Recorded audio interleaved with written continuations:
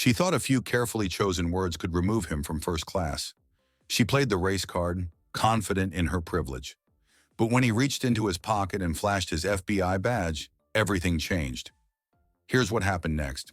Evelyn Whitmore moved through Hartsfield-Jackson Atlanta International Airport with the effortless grace of someone who had spent decades in first class. Her designer heels clicked lightly against the polished floors, her perfectly manicured fingers adjusting the strap of her expensive leather handbag. Flying first class wasn't just a preference for Evelyn, it was an expectation. It was a reflection of who she was. She had traveled this route countless times before, Atlanta to Washington, D.C., always in first class, always surrounded by the kind of people she considered her peers. Business executives, politicians, attorneys, people who belonged. And for Evelyn, belonging had always looked a certain way. When she approached her assigned seat, 2A, she paused. Seated beside her in 2B was a man, a black man. His suit was crisp, tailored perfectly, the deep charcoal color complementing his dark skin.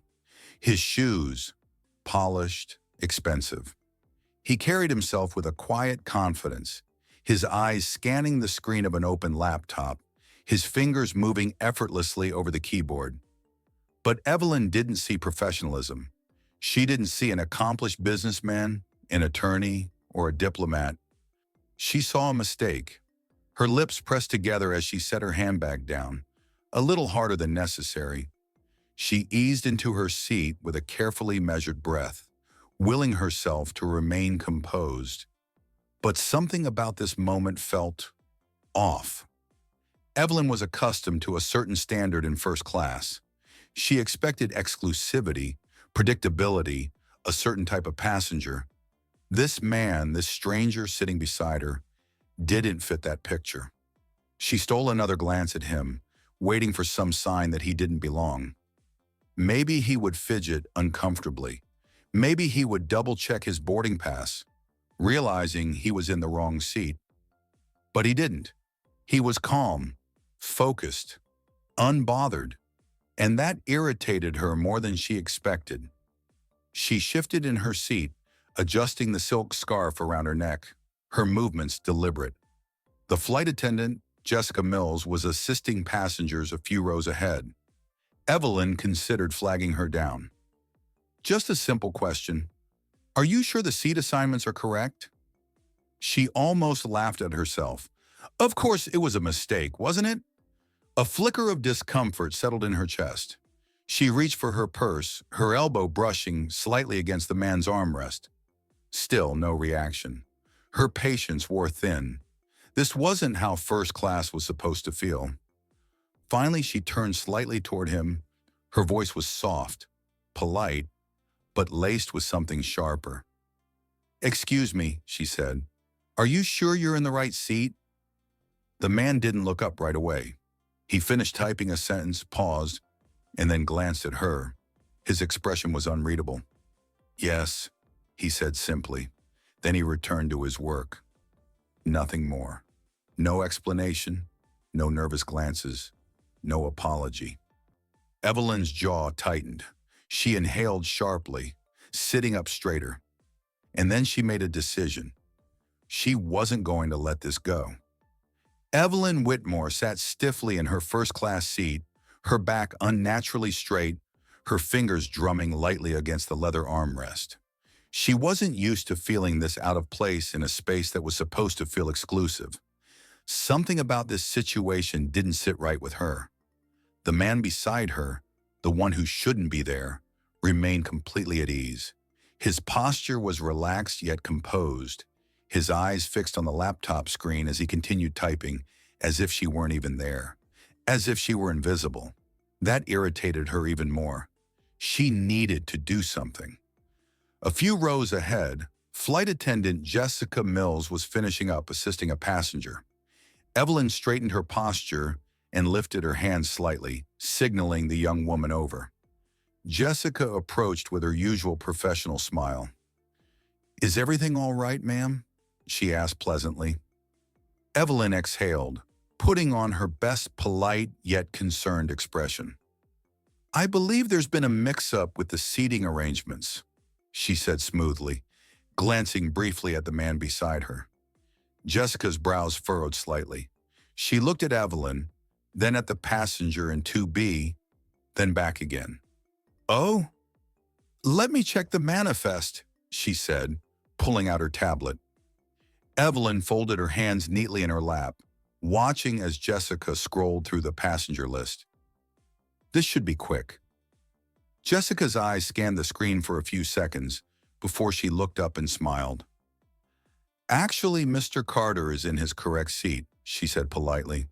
"Your ticket is for 2A, and he's assigned to 2B. Evelyn blinked. "That can't be right."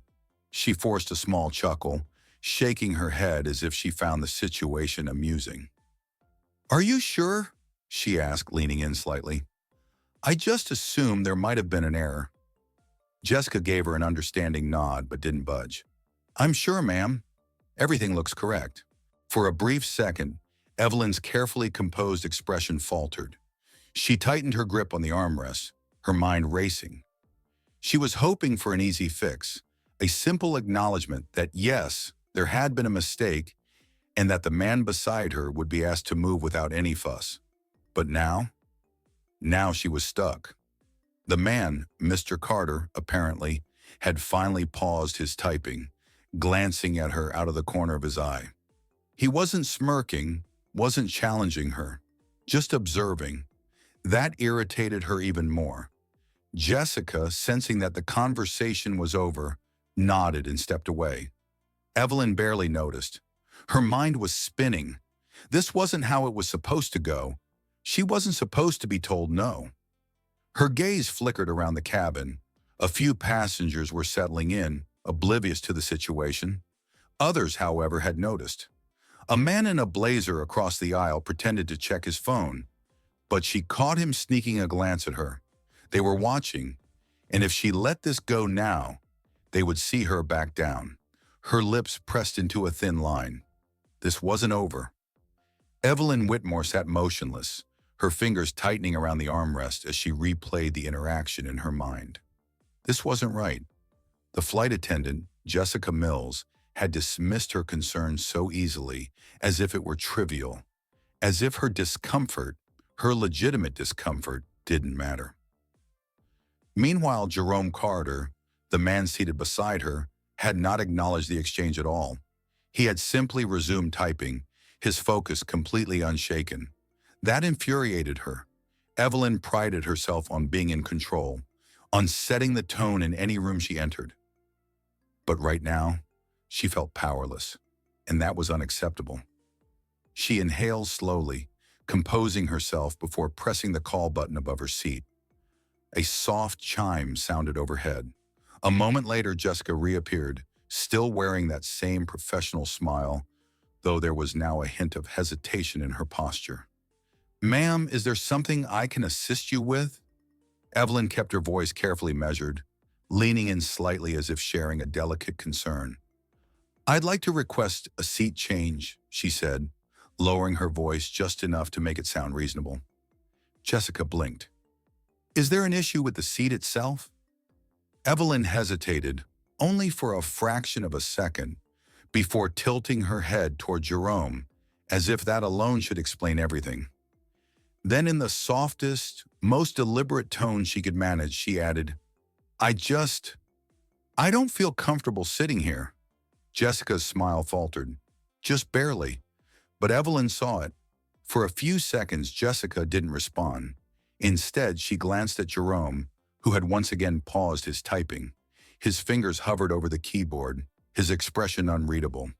He wasn't looking at Evelyn. He was listening. Jessica exhaled, adjusting the tablet in her hands. "Let me check if we have any open seats." Evelyn nodded, satisfied. Finally. Jessica tapped at her screen, her eyes scanning the manifest. Evelyn straightened her posture, already preparing to gather her things. Then, Jessica's voice cut through her anticipation like a knife.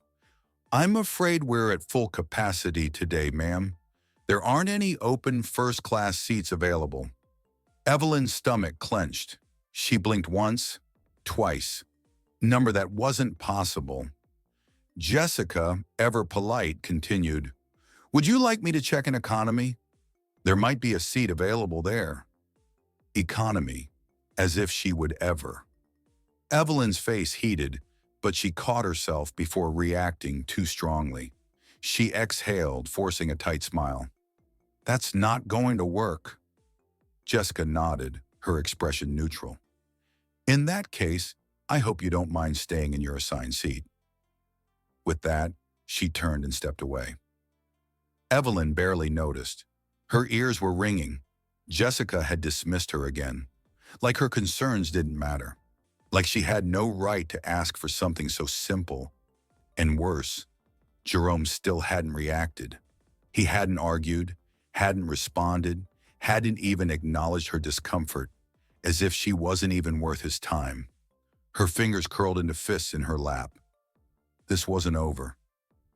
Evelyn Whitmore's hands rested stiffly in her lap, her nails pressing into her palm. She had been dismissed. Twice. Jessica Mills, the flight attendant, had acted as if her concerns were insignificant, as if her discomfort didn't matter. And Jerome Carter, he still hadn't acknowledged her, hadn't given her the reaction she expected. Evelyn's irritation burned hotter.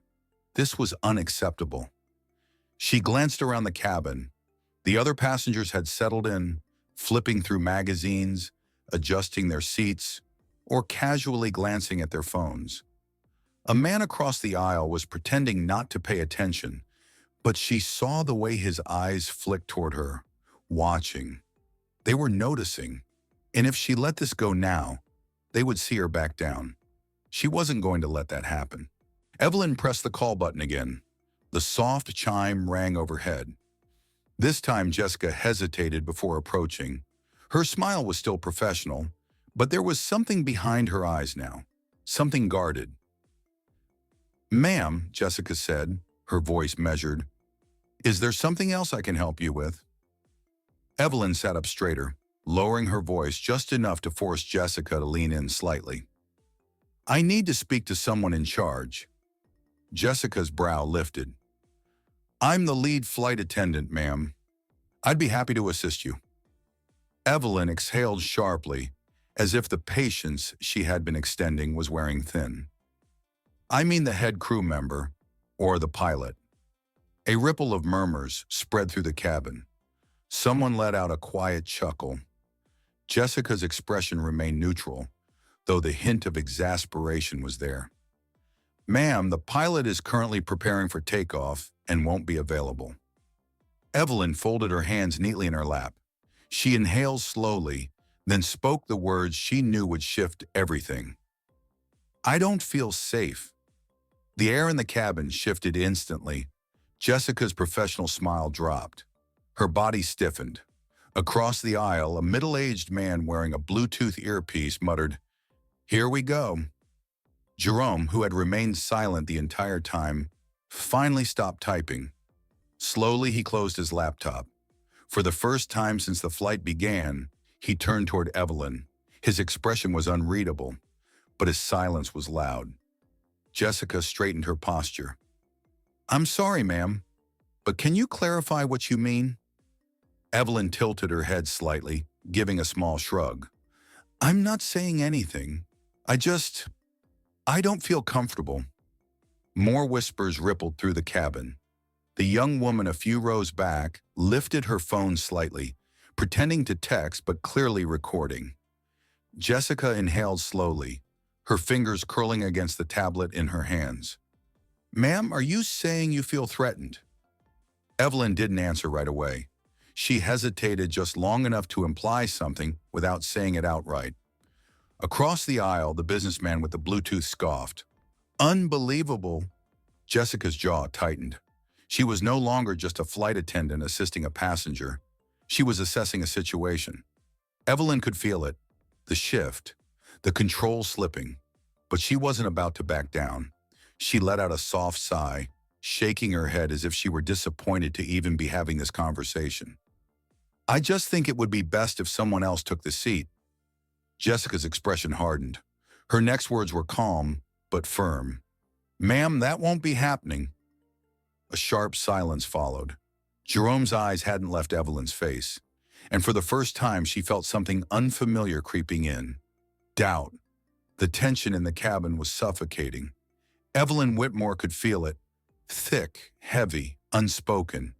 She had played her hand carefully, letting the words, "I don't feel safe," linger just long enough to let people fill in the blanks themselves.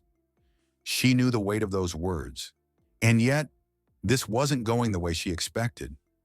Jessica Mills, the flight attendant, hadn't backed down. Instead, she stood firm, her expression shifting from polite accommodation to something far less yielding. The murmurs in the cabin had grown. People were watching, and then Jerome Carter moved. Slowly, deliberately, he reached into the inner pocket of his suit jacket. For a fraction of a second, Evelyn's breath caught. Was this it? Was this the moment her discomfort was validated? The moment the entire plane would see what she had known all along? Then, a flash of gold. A badge. Jerome flipped open a leather case and held it up just enough for the cabin lights to catch. FBI. Evelyn's stomach dropped. Passengers let out quiet gasps. The businessman across the aisle let out a low whistle. And Jessica, she didn't even blink. Jerome's voice was steady, measured, controlled. "Ma'am," he said, tilting his head slightly, "would you like to file an official complaint? I can take your statement right now." The words hit like a hammer. Evelyn's mouth went dry. This wasn't how this was supposed to happen. Her plan had been simple, subtle, unspoken. She would never accuse him outright, of course.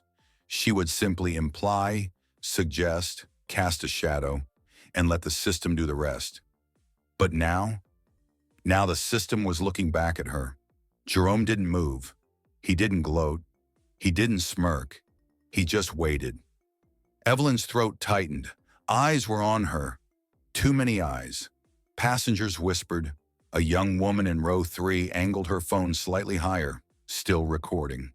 The power she thought she had, the quiet, insidious authority that had always worked for her before, was slipping away. She had been expecting submission. Instead, she had been met with authority.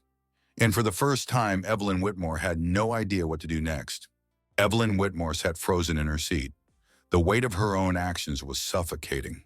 The badge, the gleaming gold emblem of the Federal Bureau of Investigation, was still imprinted in her mind. Jerome Carter had not yelled. He had not argued. He had not threatened. He had simply revealed the truth. And in doing so, he had shattered every assumption she had carefully crafted. The murmurs in the cabin had grown into something heavier. Passengers whispered to one another, heads turning toward her, judgment in their eyes. Across the aisle, the businessman with the Bluetooth smirked to himself and shook his head. A few rows back, the young woman with the phone, she was still recording. Evelyn's pulse pounded in her ears. She wanted to undo it, to take it all back, to pretend none of this had happened. But it was too late. She heard it before she saw it, the quiet chime of notifications. Then another, and another. She swallowed hard and reached for her phone, her hands trembling slightly. When she turned on the screen, her breath caught. Her name trending, the video already online. She tapped the link with stiff fingers, watching in horror as the footage played back in crisp, undeniable detail. Her voice, her words, her attempt to have a black man removed from first class, only for him to reveal he was an FBI agent. The caption beneath the video was brutal. "Racist woman tries to have black man kicked out of first class, then learns he's FBI." The comment section was worse. "Imagine trying to pull this nonsense on a federal agent. Yikes. Hope she enjoys the internet roasting she's about to get. Name and job, please. Let's make sure she's held accountable." Evelyn's breathing turned shallow. This couldn't be happening. The plane hadn't even landed yet, and her world was already unraveling. She turned her phone over, pressing her fingers against her temples. Maybe this would blow over. Maybe people would forget. Then, another notification, a text from a longtime friend. Evelyn, tell me this isn't you. Her stomach clenched. She looked up, her gaze flickering toward Jerome. He had already moved on, his laptop open again, fingers tapping steadily against the keyboard. For him, this was already over. For her, it was just beginning. Evelyn Whitmore walked off the plane with her head down, her heart pounding in her chest. She had always carried herself with poise, dignity, control. But now she felt exposed. The second she stepped into Reagan National Airport, she heard it before she saw it. The whispers, the murmurs, the unmistakable sound of cameras clicking. And then, her name. Mrs. Whitmore, do you have a statement about the viral video? Her stomach plummeted. She turned her head sharply. Reporters, a cluster of them, stood near baggage claim, their cameras already rolling. No, this wasn't supposed to happen. She quickened her pace, gripping the handle of her designer suitcase so tightly that her knuckles turned white. She just needed to get to the exit, get to her car, get away from this. But before she could disappear, her phone buzzed violently in her purse. A call. Her fingers hovered over the screen. The name flashing across it made her breath hitch. Marston Foundation, the prestigious charity board she had been a part of for years, a board that prided itself on inclusivity, diversity, and ethical leadership. Her pulse roared in her ears as she slowly swiped to answer. Hello? A brief silence, then a cold, clipped voice. Mrs. Whitmore, this is James Rollins, chair of the Marston Foundation. I assume you're aware of the situation. She swallowed hard. James, we're going to need you to step down. The words hit like a slap. Evelyn stopped walking, standing frozen in the middle of the terminal.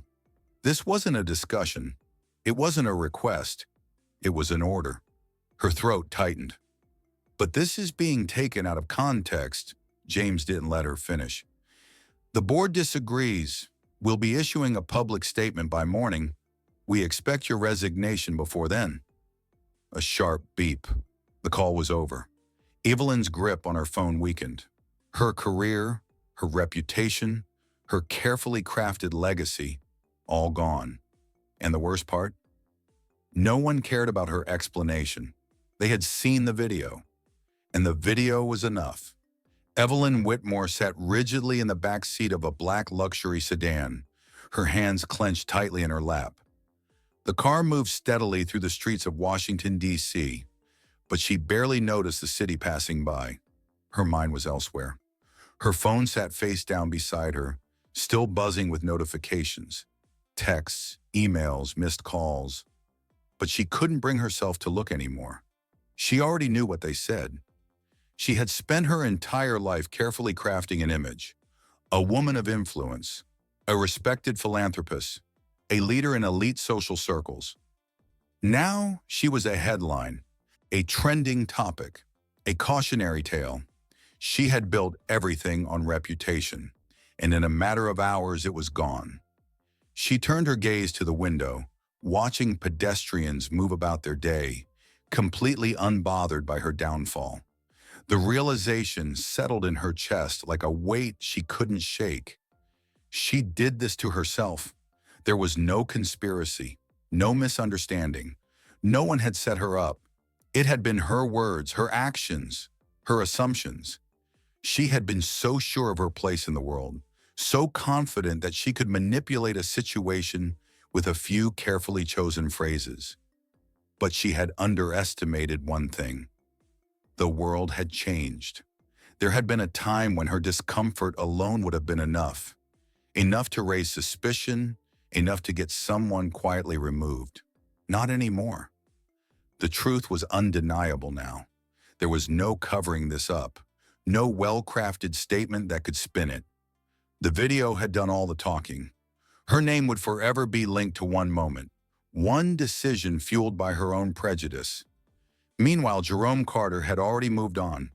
By now, he was likely in a meeting, unbothered, continuing his life as if the entire ordeal was nothing more than an inconvenience.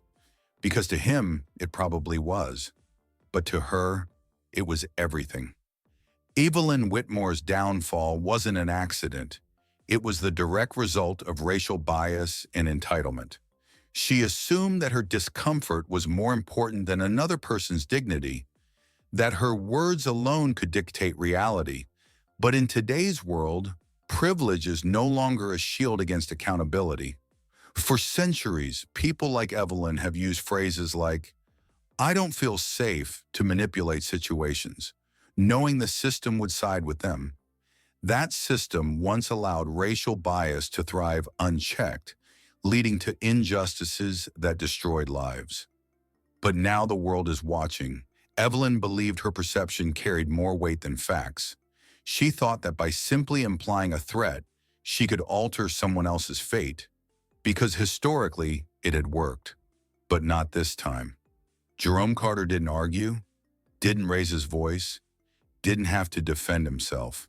He let the truth speak for itself, and that truth exposed Evelyn's prejudice for all to see. This story is a reminder that racial bias has real consequences. In today's digital age, justice moves faster than ever. What was once done in the dark is now brought into the light. Lessons learned. Racial bias is dangerous. It can ruin lives, but now it can also ruin reputations. Privilege doesn't excuse discrimination. Words have power. Weaponizing fear will always backfire. Composure and truth will always outshine prejudice. Injustice only thrives when people stay silent. But the world is no longer silent. Racism has a cost, and sometimes that cost is everything. Blast-offs.